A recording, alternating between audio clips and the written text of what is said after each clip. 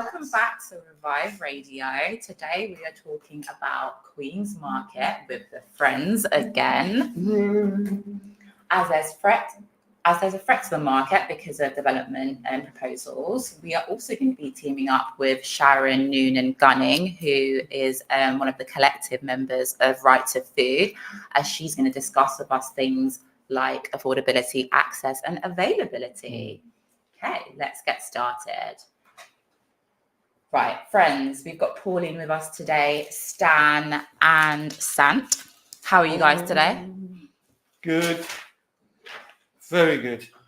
You're being better. Okay, and Sharon, how are you? I'm very well, thank you. Great to be here. Right, I think the first question, seen as the theme of the episode, is food. Why is food so important to the market? Well, if you don't eat, you die. True. Facts. Very healthy, the market. Yeah. Yes, this is it.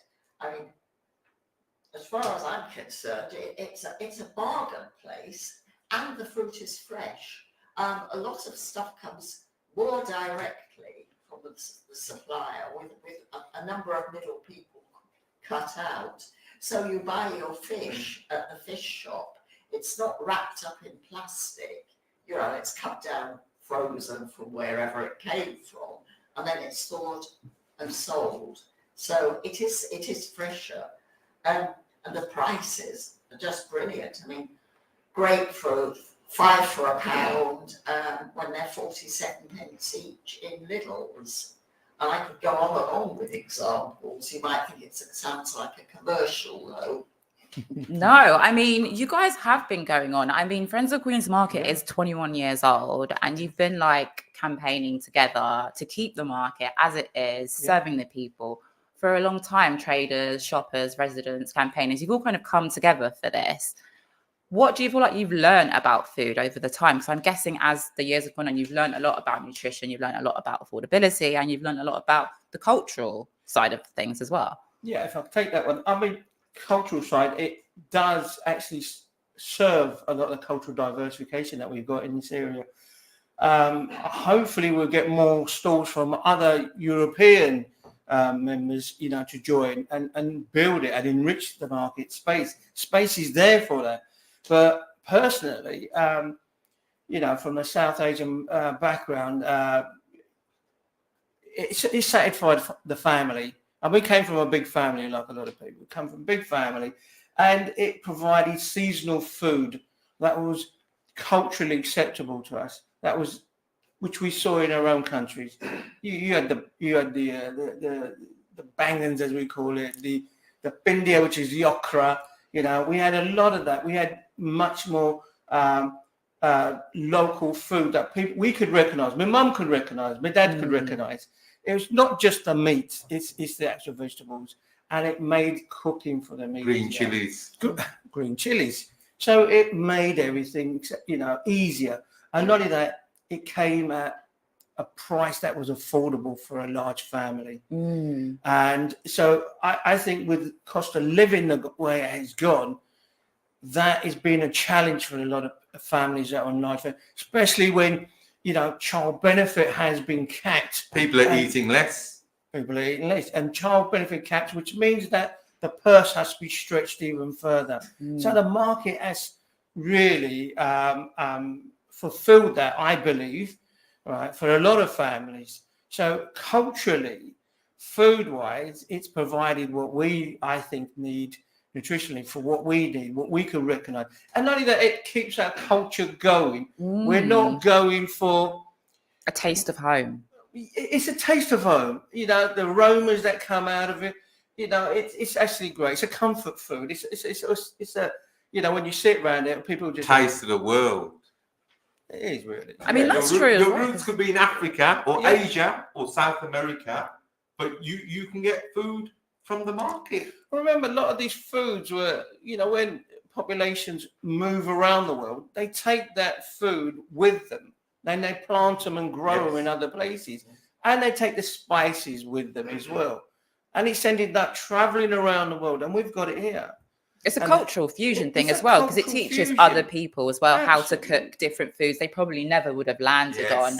As well as, I know it must be hard for people who move to a different country. I think having that thing that is community, that Yeah. links to love, that reminds you of family, having just access to it must be a really important thing about integrating. It's kind of the building blocks of It's like, a okay, building block. right, I'm here. It's I'm not that learning. you're bringing other people into that food culture. You're not appropriating something that's already there. They're not appropriating because they're learning, to cook that food. It's not appropriation. It's a celebration. It's a togetherness that they can cook something that we've cooked. We took it for granted, and they bring it to us and say, does it taste similar? And surprisingly enough, it tastes better than sometimes cooked by your own family. But it's because the adventurous is there. I've gone into restaurants where they call it Indian fusion, but the basics are still the same. And that's the difference. Culture, you can't drive out of people because food is the whole. And any person from Africa or anywhere like that will tell you the food is what binds the family together. And that is from the horse's mouth, so to speak. And I think in Newham as well, like, it doesn't really matter where your family comes from. I think anyone likes a bargain and likes to be able to get the best possible cost efficient food. You want to be able to get as much as you can, as best quality. And I think the market kind of provides that in interesting ways where you can still explore new foods and new cuisines. Yeah. Is there anything that you guys have made from shopping there? That's a bit random. You wouldn't usually go Fruit there. salads are always good from the market. I'll tell you so. I took some bananas and I'm terrible. I forget that I buy things. I leave them there. But my friend, she took the bananas that had gone, so made a cake out of it. Oh, okay. That was absolutely marvelous. And then I thought, let me try if she could do something with other stuff as well. And some of the stuff I took from there, fruits, she made things out of it. Because even though it's end of life food, it still has life until it's taken into the body. So it's cake. I mean, have I cooked anything? I have tried disastrously to cook things. Even though I watch videos, you think you can inherit something. But I have two basic ones, and that is mainly greens based. So I could cook that. I mean, my mum made sure I learned to cook something. I mean, cake is a good one, especially birthday cake, because I think with the cost of living as well, like it's nice to know that you can go get some bananas, get some cheap ingredients, and bake a cake for someone without stressing yourself out. I mean, you just look at this. What is it? When we talk British cultural food, we look at fish and chips. It's a national culture, isn't it? But it's gone so expensive. Yeah. £10. That's 10, 15. At the market, fish and chips, £10. I've heard £15. I've heard more. How are people got? And that used to be a staple diet. So cultural in England, cultural food is being put under strain. And portions as well. Like I think the market really touches on that, like how you can shop for yourself, whether you're a family, you're an individual, you're a couple. Yeah, but through tourism, of course, there is the British, so-called British inverted commas cultural food is widening. I mean, I can't remember where I went, and they had dill in the salad. Yeah. And you can get that at the market. Beautiful feathery bunches. I think the word is senf. Am I right? Yes. Yeah. Parsley's good as well. Yeah, a lovely bluey green, and just chop sprigs of it in the salad. Great. And I'm sure a few people, stuff they had on holiday, they can buy it at the market for a reasonable price. mangoes, I mean, they're pricey, but they're so much cheaper than anywhere else. Yeah. Yeah, Not yesterday, you could get a box of mangoes for £3. I couldn't believe it. that is actually a bargain. I mean, when we're talking about like health and well-being, I think when we think of things, you kind of think of like the stereotypical kind of like Whole Foods kind of companies, yet we have Queen's Market on our back door there, kind of providing this kind of lifeline towards well-being in ways that we may not understand, because I know I'm not really thinking about being healthy when I buy my own box of mangoes. I'm just being greedy. But it's a cheap way to be healthy unconsciously as well. Yep. I mean, I'll tell you something. We meet up once a month for a little chat and some drink. And the food from that table, on that table has come from the market. And it provides everything. All right, you know, somebody else has to cook the lentils and what have you. But apart from that, everything comes from the market. So, and you've got a mixed bunch of people there culturally, but we're sharing the food that's come from it's sourced from the same market, which is I believe is fabulous, because to buy it you would have to go there. And you will have to mix with, not have to, but you will mix with people who've come from another house thinking, I've got to buy that, and from somewhere else. So you've got people who are diverging to there and then bumping into each other, chatting. Creating whole new cultures within itself. It's kind of culture. its own little ecosystem, isn't it, in strange ways. And I'm guessing people swap recipes. They're like, oh, what are you using that okra for? I can see. You're buying a lot of green beans. What could you possibly be? Yeah, exactly. Fresh coriander, dhania, that's the key. That's the key. And I feel like spaces like the market are really important to learning about other people's cultures. And I feel like food is the easiest entry point in that way. It's very easy to ask a question. You're not as scared about offending someone, are you? You're not as, tiptoeing on eggshells. Food is such a good opener. Well, Europeans believe, and not just Europeans, all countries believe that food is the basics of all communication within the family, and not just family, but bringing other people into the family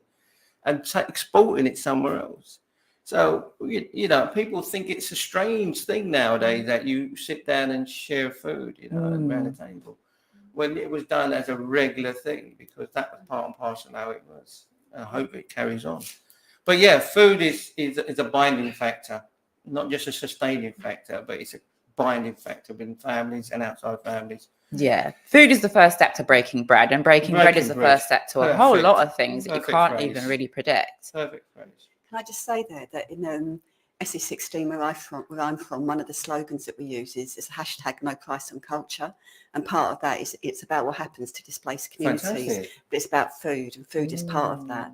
That there is, particularly in the face of London gentrification and developers, there is no price on culture, and there's a social value. There's a huge cultural value to that food that nobody can put a price on.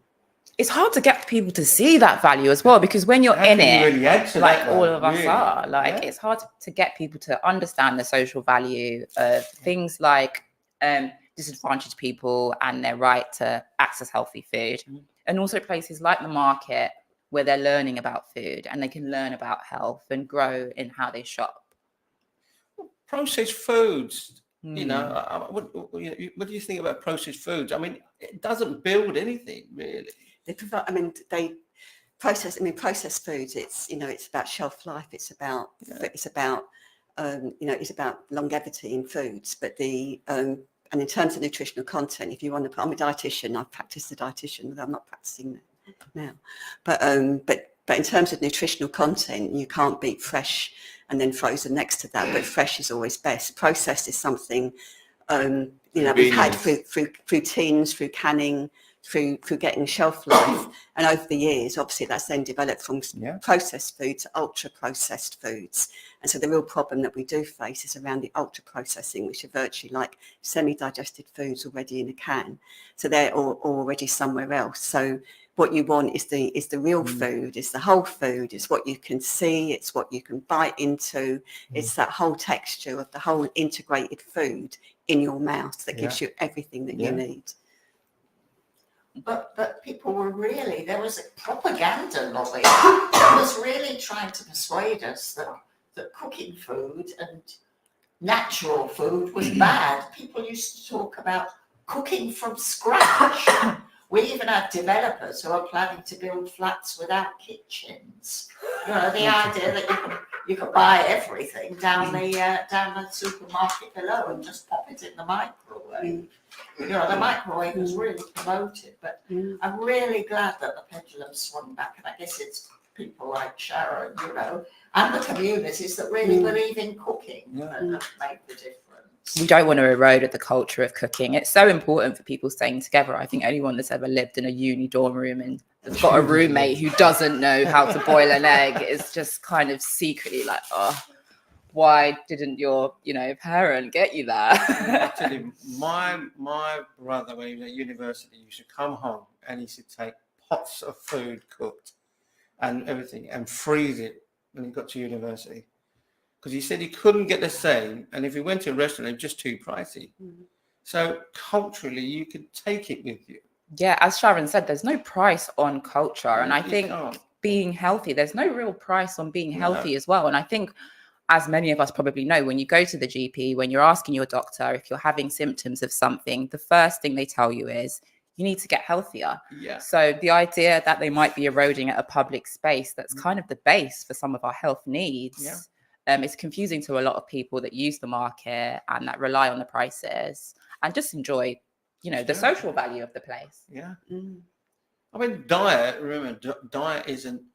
exercise isn't a way, they believe that exercise isn't just a total thing to get fit, is your diet, is what you consume decides how you're going to be. And the market kind of touches on both those things, diet and exercise, because I know people are getting out there, walking all the way to the market, getting their steps in, and then getting affordable, healthy food there. So it's a really good 2-in-1 combo for that. I mean, we were having a chat with, I think, Maria, and she was 88, and she said she's Italian, married to an English. She's Italian, yeah. And she, I think she shopped there at 65. Yeah.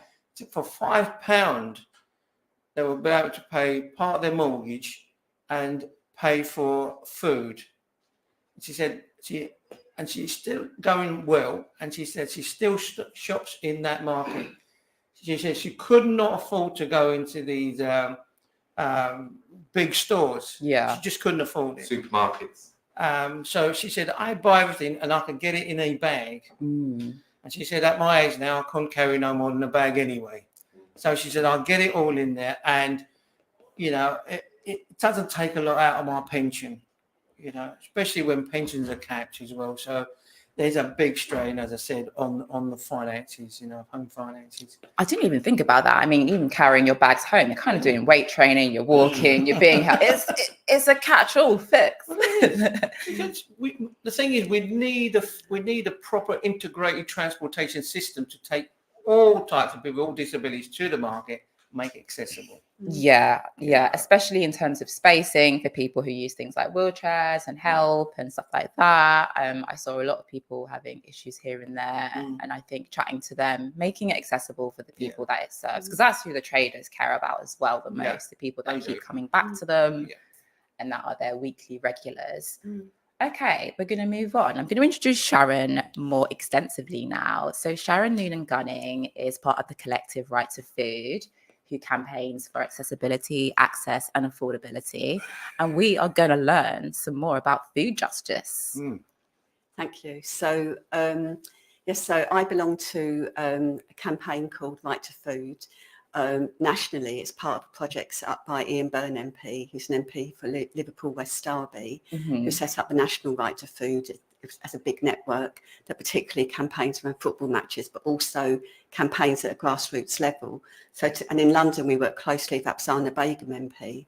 So the idea is that although you in Parliament, you want to fight for rights in order to have the right to food enshrined in UK law, which I'll come on to in a minute.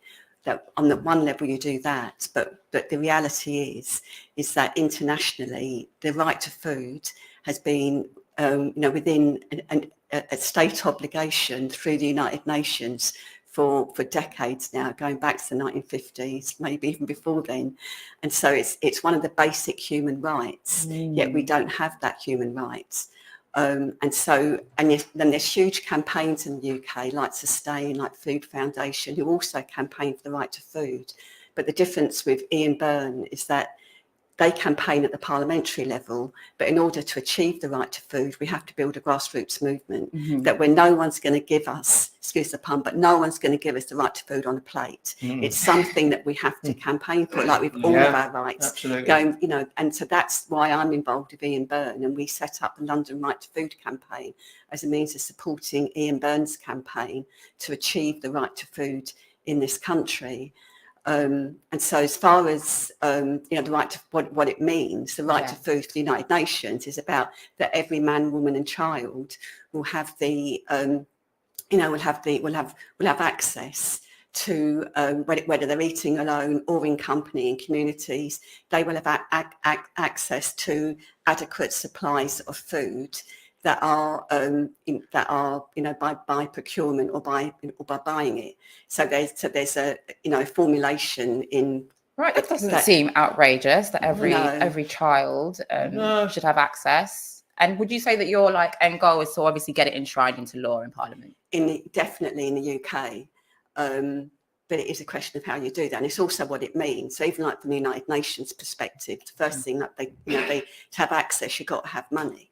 So the first demand of Ian Byrne's is about having within law it being stated that governments by law have to state how much of our living income, decent living incomes, are given toward food. Yeah. So when we set living wages, then a portion of that has to be for food. So we have to know how much there's a basic food costs in this country, and then that gets built into our wages, so that everybody, whether we're on wages or whether we're on benefits, that everybody has the right to that food, that they can buy that food. So a living income is a key question for accessibility. We have to have the income, and then alongside of that, it's how do we build access and availability.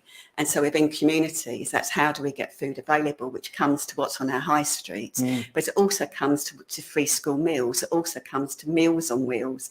I don't know if any of your listeners will ever remember Meals on Wheels. It was something that we had back in the 1980s, where you had people in this country, older people in this country who couldn't feed themselves, had the right to food being delivered. It's set up in the 1940s, I think, by the Women's League or someone like that, Women's Institute. They set it up. It's one of those really old, incredible traditions that older people do not starve. Yeah. But in this country now, more than 50% of councils cannot afford to run them.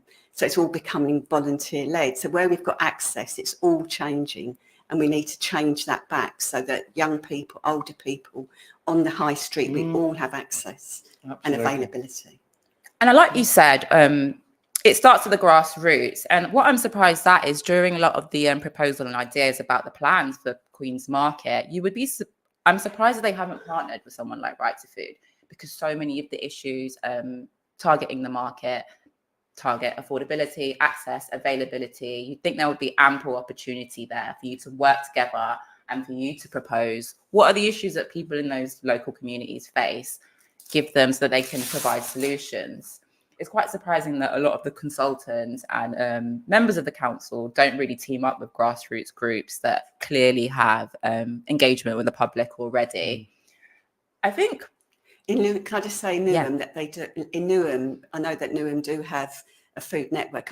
They do have a food network, and they do, and they are quite. You mean food banks? No, a food network of food partnerships, so of food projects that come together in order.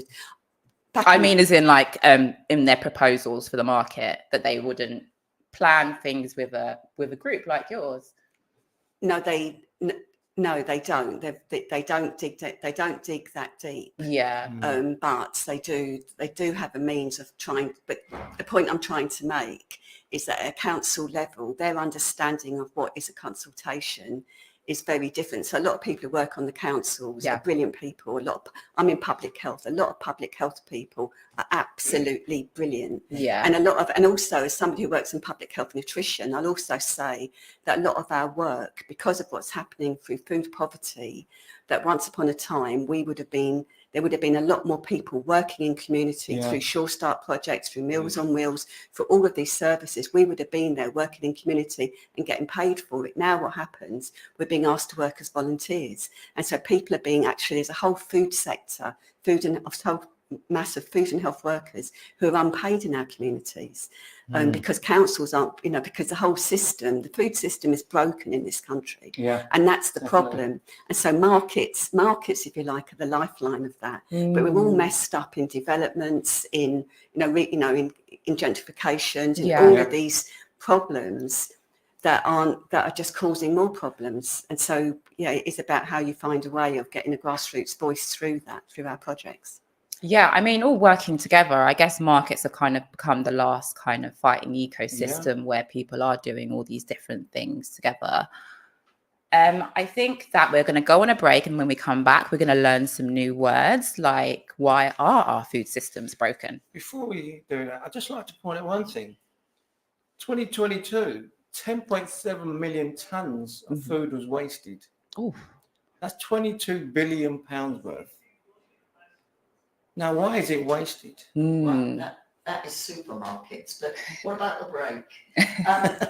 In the market, the waste food, people can help themselves. Right, we're going to learn some new words, like what are food systems, what are food deserts, and why they're important. Okay. Thinking about selling or letting your home? Maxwell states you don't need to look any further. Well established with over 15 years of experience, Maxwell Estates are specialists in residential sales.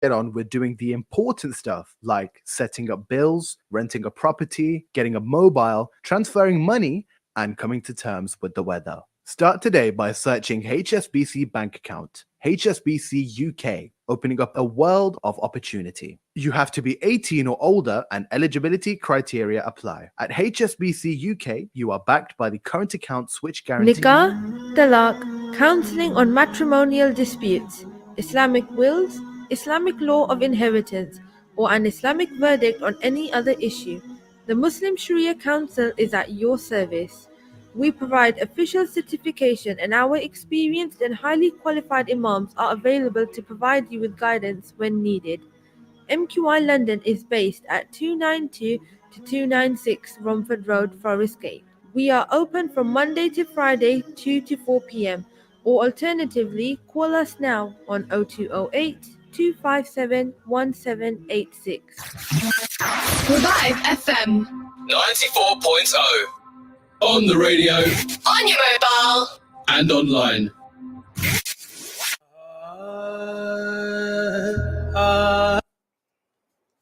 Okay, welcome back to Revive Radio. We are back on with Friends of Queen's Market.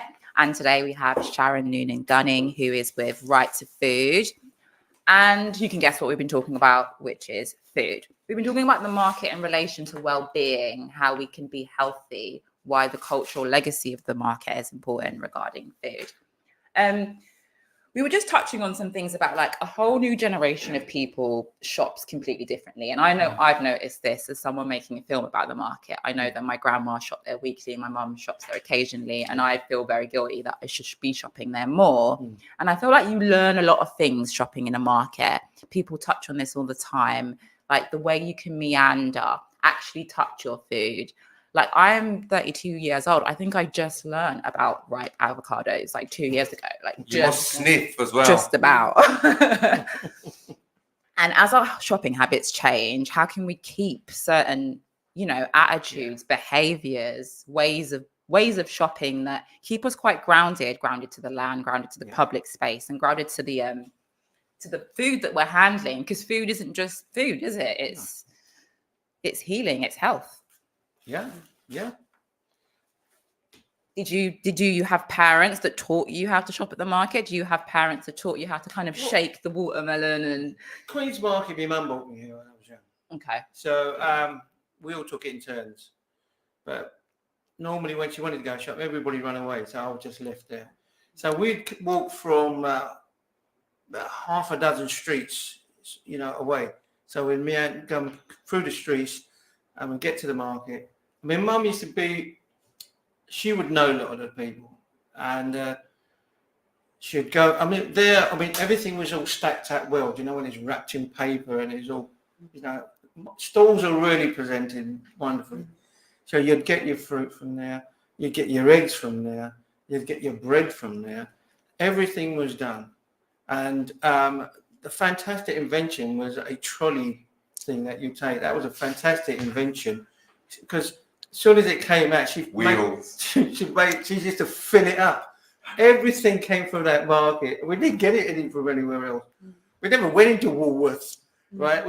Queen's Market was everything. If you wanted it, you'll get it from there. Textiles, she'd go there because she used to work as a seamstress. So it did everything food-wise. And Sharon, how do you feel like the Right to Food campaign sees the role of markets as our shopping habits change? Well, the role of markets is, it's fundamental to me and to Right to Food. It's about human life. It's about our connections, as you were saying, with the land. It's about our connections with food. It's what people were saying earlier on. It's about our connections to society and our families. Yeah. But we're social animals. Food is the biggest connector that we have. It's what we eat. Food has a different meaning for every single person. It's this food thing that we talk about, but it integrates everything. It's about when you live. It's about when you die. So it's everything. You can't divorce ourselves from the food. And markets is sort of brings that to life because you see the whole food, you see the food, you see the people who are selling it. It's a relation between you and the person who is selling. It's a relation between, as you were saying, about when is the avocado ripe for today or is it ready for tomorrow? Knowing those skills, the skills around growing the food, where the food's come from, the ripeness of food, when it can be, and then that all begins a conversation about, well, when is it ready to cook? So there's a massive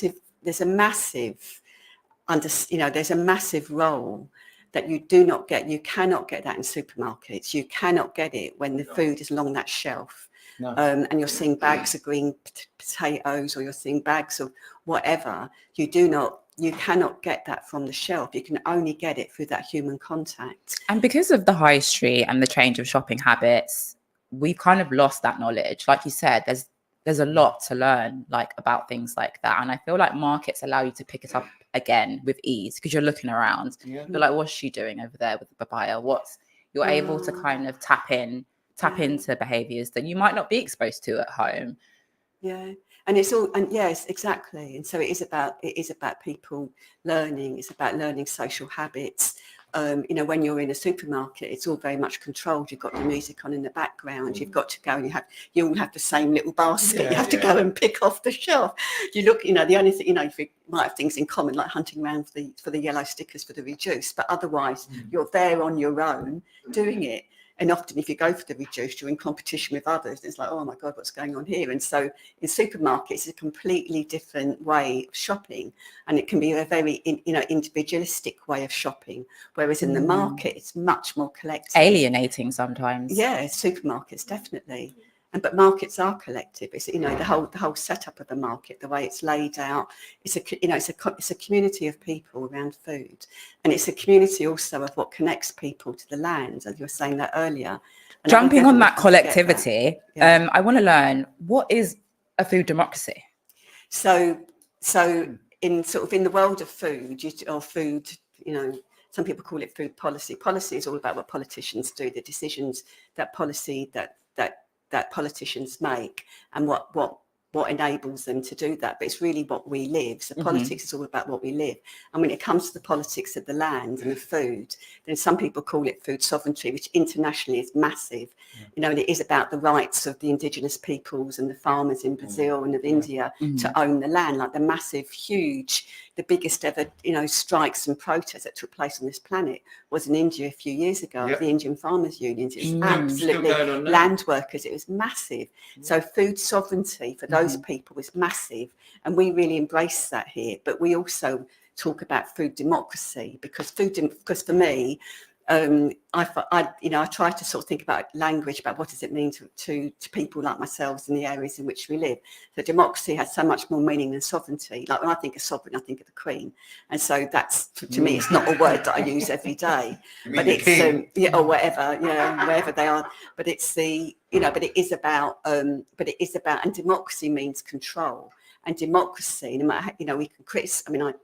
Democracy and transforming democracy is about having control. So it's about having control over the food. Who makes the planning to decide how all those fast food outlets came onto our high streets in the beginning? We never voted for, and nobody voted for that in this country. Yet all of a sudden it's there. So how do those processes take place? What happens in this world of food, in the food systems internationally, that all of a sudden we have a glut of chickens being cooked, grown and cooked and killed and cooked, that ends up on our high streets, by the bus stops where kids are. But so that's food democracy. We didn't vote for that. Parents didn't vote for that. Kids didn't vote for that. But we should be able to have much more control. It's about control and accountability over the food. And it's what hits our high streets and how it hits our high streets. Does it hit our high streets through the fast food outlets, or does it hit our high streets through outlets like markets, which are much more communal?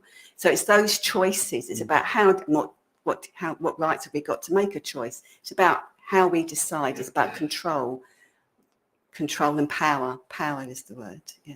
And I guess Friends of the Queens, you guys are trying to do kind of almost like a preemptive look at the market, because you've seen where processed food can hit the high street and what happens. Yeah. So you're kind of before, just while the ideas and proposals are circulating, trying to say, can we control our food? And do we have a right to? Well, it's more absolutely. And we do have to remember, sadly, that the people who work in our planning department don't shop at the market. No. It's quite obvious, because you can spot these couches a mile off, and they aren't there. They're not there. It's ordinary mums and ordinary, particularly older people, who very often are doing the shopping for the whole family, and that is something that the council keep missing the point of that. The market is for old people, they say. Yeah, because the old people do the buying for the younger people. You know how darn lazy teenagers are. Sorry, teenagers. But it is a cultural habit. It becomes a cultural habit about where you get your food. But also around democracy, it's for people who want, for deciding how we eat. Then the planners, in communities, then from the grassroots, when you're looking up, and you're looking at what you need and who makes the decisions, then it's who's involved in making those decisions. Yeah. And so sometimes it's just a case that we want to have more conversation with planners, but we need more planners. Mm-hmm. What is the role of a planner? What do we know of the role of food planners in our boroughs? The reality is we've been hit massively by austerity. Yeah. Our food system in local communities has been destroyed. Broken. Our right to food in our communities, to feed our children through Sure Start programs, feed our elderly through Meals on Wheels, all of those programs have gone through austerity. Mm. And so it's so much tied to money. If we want to, we care. People care, use the word love earlier on. People care and they love their communities, and they do that through food. We don't have the right to do that through food because we don't have the infrastructures anymore to enable us to do that, because we don't have because of austerity. And what's replaced that is that you have you have armies of volunteers, of mums who are working, holiday hunger programs and doing loads, people running food banks, people running these programs for free. These are food and health workers who should be paid a living wage so they can afford. Often people who work in food banks are people who volunteered in food banks and they want to give back. And it's not, for me, that's, it should be part of a community system of feeding, of care. And that should be a bonus. I think you've touched on a really important thing, which is that our local food systems are being eroded. And I think, Stan, you spoke to me once about the fact that you can buy cheaper food, good quality produce at the market, and then you can donate it to the food bank. So some of these ideas and proposals towards the market, we've got people like Stan here who are trying to solve the solution of the problem of local food systems. And even when providing the solution, even access to that food is now being threatened. So people out in the community that are trying to do good work, do good things in their own spare time, stepping up, you're kind of like cutting off the lifeline of how they can do it, because you do have to be able to afford to buy the food to be able to donate the food. But we want to get rid of food donations. We want a living wage for everybody. Yeah, and including, and everyone who works in the food system should be paid to work in that system. And we want a return we want to return to the systems that we had before, where we had proper community food provisioning with people who are paid to work in that community food and health provisioning. And I know this is about markets, but markets are the lifeline. Markets, you talk to anybody in community about their food, they always say cut out the middleman. They want to know where their food comes from. Absolutely. They need to know where the food, and that's what markets do. They show you where the food, they want it.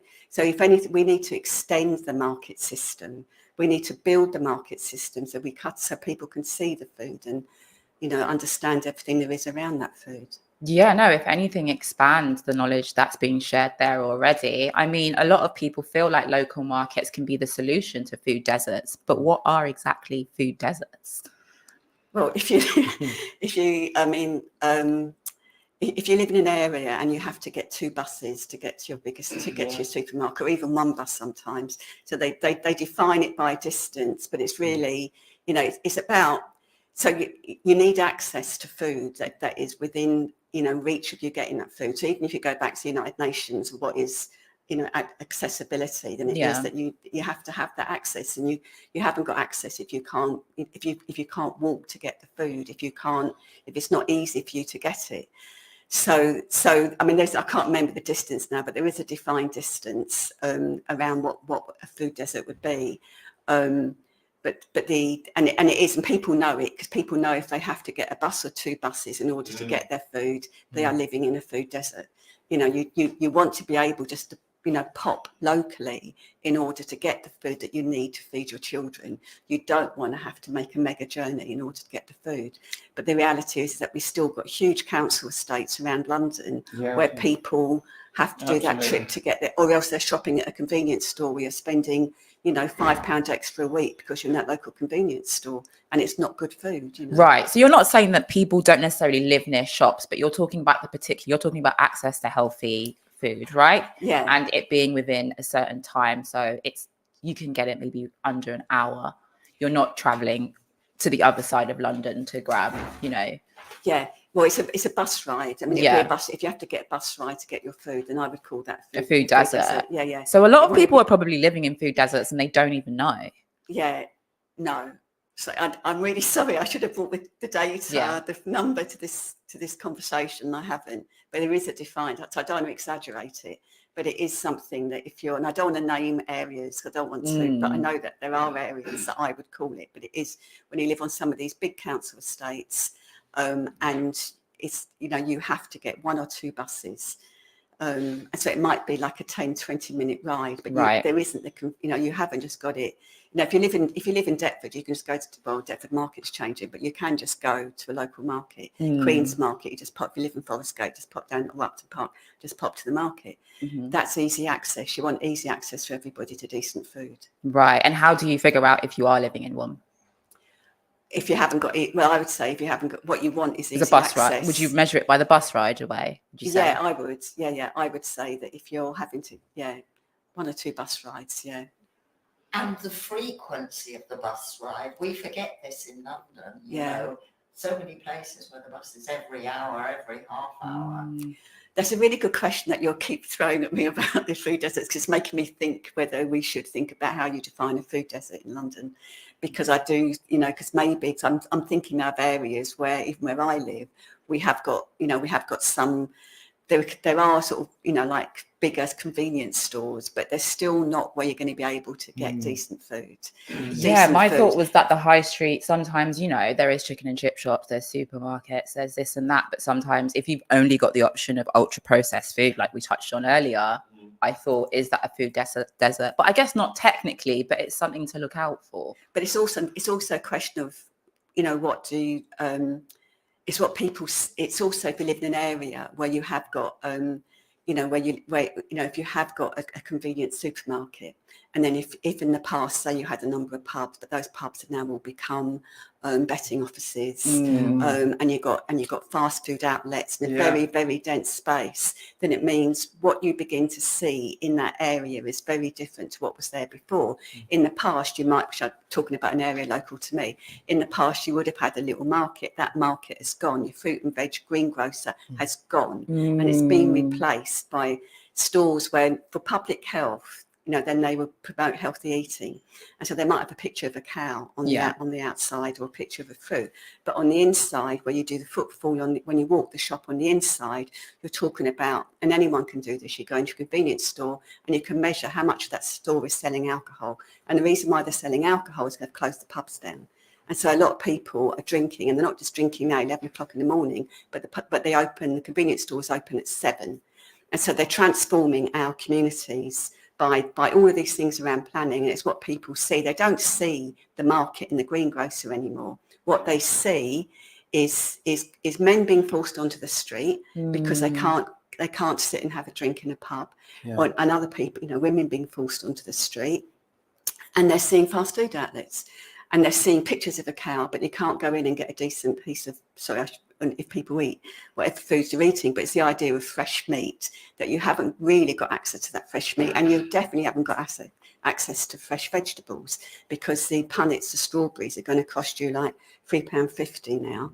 And it's a different, these small, so what is a food desert, and how, what access do we really have to decent food is massive in our communities.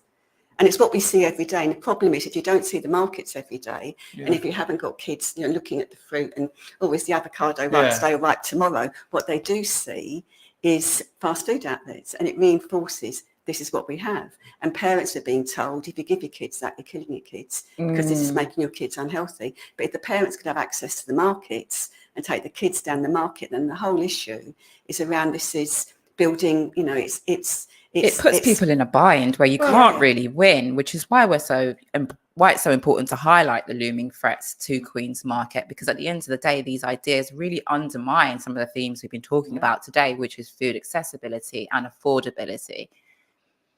I mean, you think of the high streets, we've got food which has got poor nutritional value, and the cost of, in real terms, of poor nutritional value food is actually gone down in comparison to fresh fruit and vegetables, which have gone up.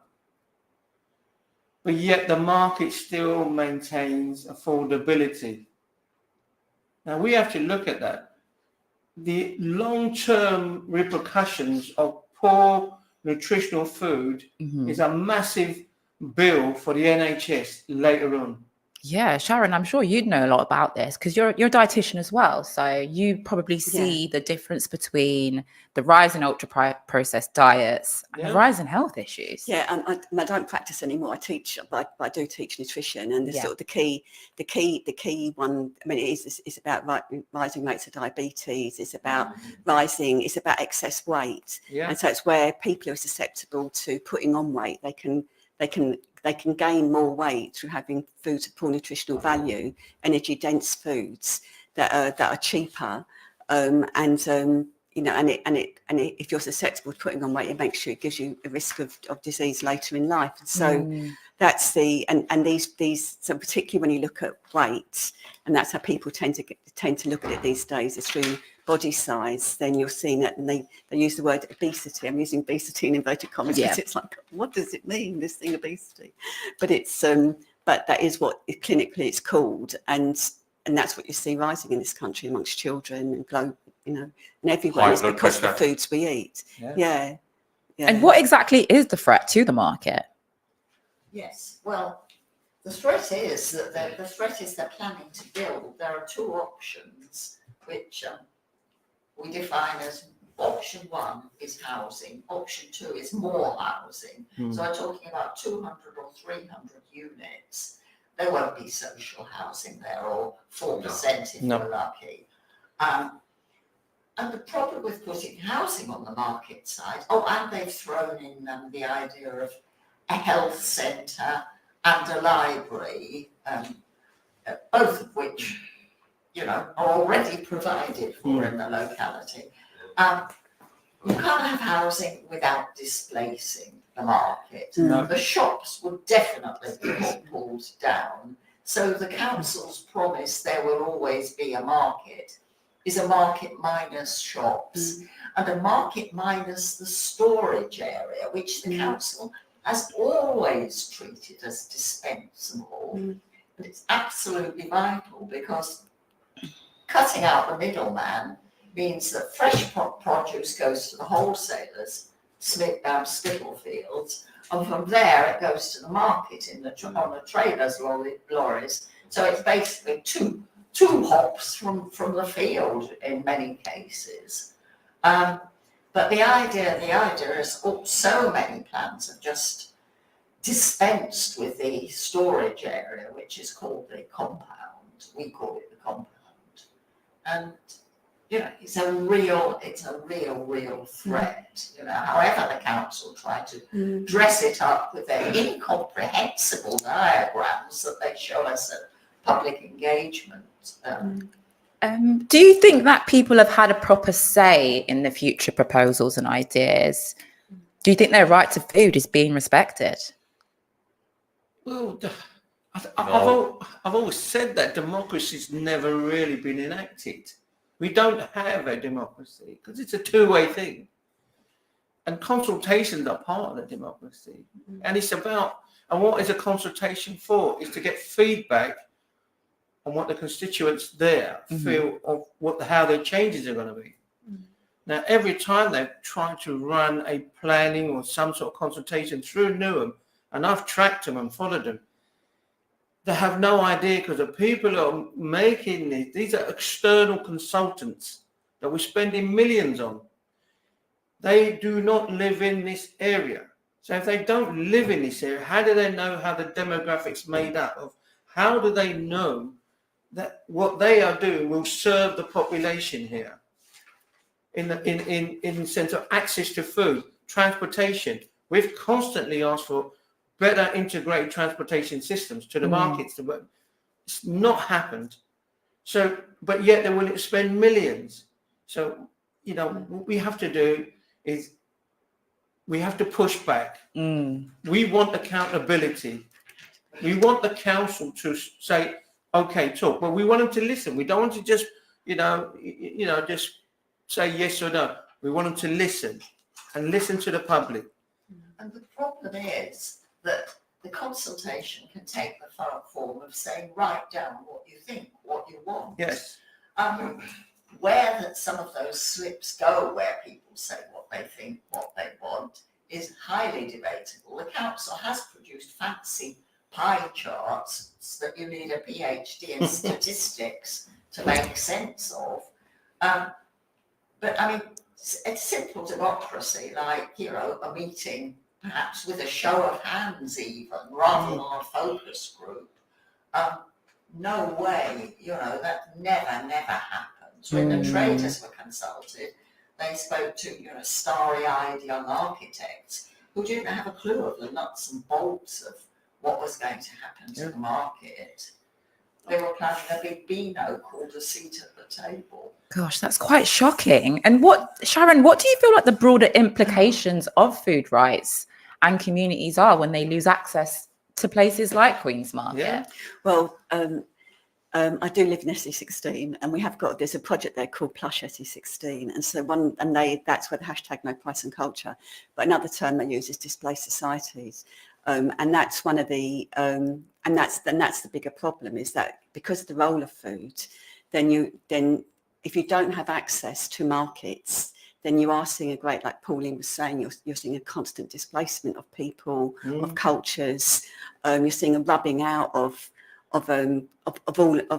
traditions, and now of all sorts of traditions, and so and you'll be and then what replaces that, and so where particularly in London, where you have gentrification, then it's what replaces that is that you haven't got the old cultural foods. You've got new foods coming in that are more expensive, and it just breaks any tradition. The highest rate of bankruptcies in business is amongst food companies, small food outlets, and so it's really hard. And then there's not a lot of money to make through food, so it's really hard for small businesses, food businesses, to make money. And so there's always a constant. It would really turnover. affect Green Street, High Street, You're seeing it all the time, changing all the time. Whereas markets, you need that continuity in communities. And it's like, again, back in SE16 with Plush, we'll talk about social grief. And so once these projects go, they have a massive impact. It's displaced societies and grieving communities because people miss those spaces. And that, and there is a grieving. And that's something that I think policymakers don't often look at, is what is the real cost to community around, nutritionally, socially, everything, regarding mentally, health, it's that psychosocial and mentally and physically. Social grief is definitely an I never thought of it on that context. Social grief is a very interesting term because it really puts together the feeling of like you're losing something, you're losing the nucleus of something, the hub of a community, like what you were saying in SE16 Plush Cafe, and for us and Queen's Market, you're kind of the center of where everyone meets, the center where everyone can organize and commune with each other. I mean, we've had it in Rathbone Street Market. I mean, there was, I see it on Facebook, pictures of Rathbone Street Market. I understand now that is a form of grieving because they're looking back, a nostalgic sort of thing. East Ham Indoor Market. We miss it. People miss it. It was a big part of the high street. Fantastic. Right. And then are there any positive changes that you're seeing that you anticipate will help ensure food rights with people? Well, for me, sorry, laugh. For me, it's about building a movement. I really think that we need to. I think that's where we start. And it's young heads. And you've got a young generation who've got loads of good ideas. And so it's enabling young people living on the council estates to have a voice, because they're the ones whose future it is about. Whatever sold in those markets comes down to those young people. So that's the positive for me, is that it's engaging people in these conversations, building a movement of young people. Building a movement of young people sounds like a really good idea, because I think I think they're so. kind of been born within the difference of shopping habits, but Yeah. they can feel the alienation and understand that they kind of yearn for something more. Okay, so next week we're going to be talking about planning. So thank you, Friends of Queen's Market, again, Sharon Noonan Gunning. It was wonderful to have you. I've learned so much chatting to you. Yeah, we're going to be talking about planning issues next week. And Sharon, I know you were saying that you are planning a hunger march on September 14th. Where can they find you? Right. So so it's part of raising awareness about levels of food poverty, which is about hunger and malnutrition in London. And we've had a series of hunger marches. The next one is in Haringey. It's 12 o'clock assembling. I can't remember where it is now, but it's Haringey. Okay. It's Haringey, in Haringey on the 12 14th of September. On the 14th of Is there a website September. we can look at? And Right to Food website. You'll find us on Right to Food. Right. So- All additional information will be on Right to Food. And then next week, we're going to be talking about planning. We're going to touch on how planning issues affect ethnic minorities, where there is a focus on Queen's Market and other local developments. And it's a word we hear a lot. And what does planning actually mean? We're going to dive deep into it and try and just get more familiar. Yeah. So, yeah, thanks for chatting to me again, you guys. And I'll speak to you guys next week. Thank you.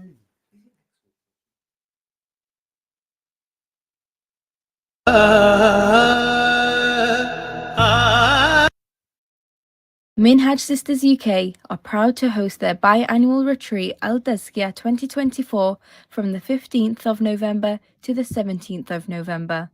This year, the retreat will take place in Yarnfield Training and Conference Centre at Stoke-on-Trent. We are pleased to announce that we will be joined by Dr. Ghazala Hassan Qadri, President of Minhaj Women League UK, who will be our special guest for 3 days. Join us for an inspirational and fun-packed weekend. To find out more, please visit our website www.altazkiyah.com. Imagine a world where every young mind is given the chance to flourish and thrive. Thanks to your kind donations, this dream can become a reality this Ramadan. Minhaj Welfare Foundation is the driving force behind over 600 educational institutions and have provided over 250,000 scholarships. With only £15 per month or £160 per year, you can pay for a student's education, shaping futures and creating a world where education is not a luxury, but a right for all. The donor will receive an education progress report. To donate your zakat, sadaqah or charitable donations, visit your local MWF office at 12 Carr Road, Nelson, BB9 7JS. Call us on 01282 723 455 or visit our website at www.minhajwelfare.org. Stay connected on Facebook, Instagram and Twitter for the latest